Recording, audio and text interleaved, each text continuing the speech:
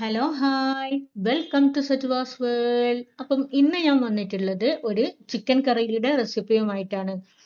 സിമ്പിളായിട്ട് ഉണ്ടാക്കാൻ പറ്റിയൊരു ചിക്കൻ കറിയാണ്.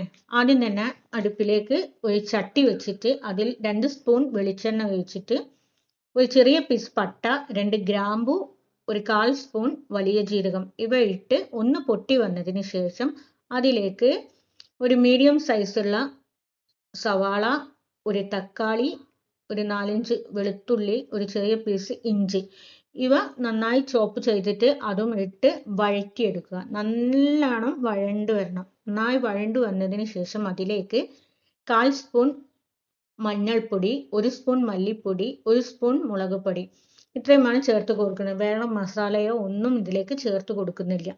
അത് നന്നായിട്ട് മിക്സ് ആക്കുക. മസാലൻ്റെ പച്ചമണമെല്ലാം മാറുന്നത് വരെ നന്നായിട്ട് വഴറ്റിയെടുക്കണം. അത് വഴണ്ടുന്നതിന് ഇപ്പുറത്തെ അടുപ്പിൽ നമുക്ക് 1 ഗ്ലാസ് വെള്ളം തിളയ്ക്കാൻ വേണ്ടി വെക്കാം.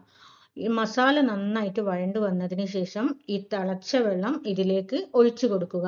അത് നന്നായിട്ട് മിക്സാക്കി ഒന്ന് നന്നായി തിളച്ചു വന്നതിന് ശേഷം കഴുകി വൃത്തിയാക്കി വെച്ചിരിക്കുന്ന ചിക്കൻ പീസ് ഇട്ട് കൊടുക്കുക. ആവശ്യത്തിന് ഉപ്പും ഇട്ട് കൊടുക്കണം. ഇടയ്ക്കിടെ മൂടി വെച്ചിട്ട് ഇടയ്ക്കിടെ തുറന്ന് ഒന്ന് അടിചേർത്ത് ഇളക്കിക്കൊണ്ടിരിക്കുക.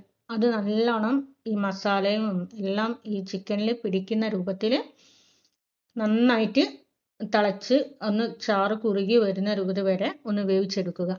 നന്നായി വെന്ത് വന്നതിന് ശേഷം കുറച്ച് മല്ലിയിലയും കറിവേപ്പിലയും പുതിനയിലും അതിൻ്റെ മേലെ ഇട്ട് കൊടുക്കുക.